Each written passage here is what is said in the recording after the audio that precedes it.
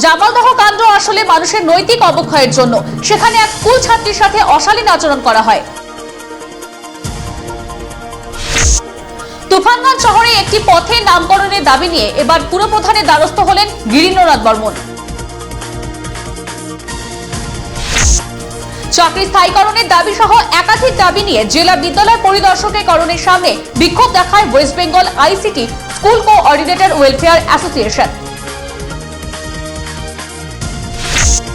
SIR শুনানি প্রক্রিয়া আরো সহজ করার আবেদন নিয়ে প্রশাসনের দ্বারস্থ হলো ইসলামিক প্রতিবাদী মঞ্চ।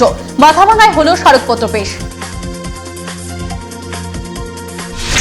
কোচবিহারে ক্রীড়া জগতে নক্ষত্রপতন, চলে গেলেন ক্রীড়া জগতের অন্যতম ব্যক্তিত্ব প্রণব গুহ ওরফে হাবলু। পাম্প কর্মীদের আন্দোলন তুফানগঞ্জে, পাম্প হাউস সংস্কারের দাবিও তাদের। স্বাস্থ্যক্ষেত্রে আশা কর্মীদের লাগাতার আন্দোলন কোচবিহার জেলা জুড়ে। বাংলার বাড়ি দ্বিতীয় পর্বের সূচনা হলো বুধবার। 28 জানুয়ারি হুগলির সিঙ্গুর থেকে এর সূচনা করেন রাজ্যের মুখ্যমন্ত্রী মমতা বন্দ্যোপাধ্যায়। আইনকে বুড়ো আঙুল দেখিয়ে চলছে নির্মাণ কর্ম বলে অভিযোগ কোচবিহার বানেশ্বর এলাকায়। ঘটনাকে কেন্দ্র করে উত্তেজনাও ছড়িয়েছে।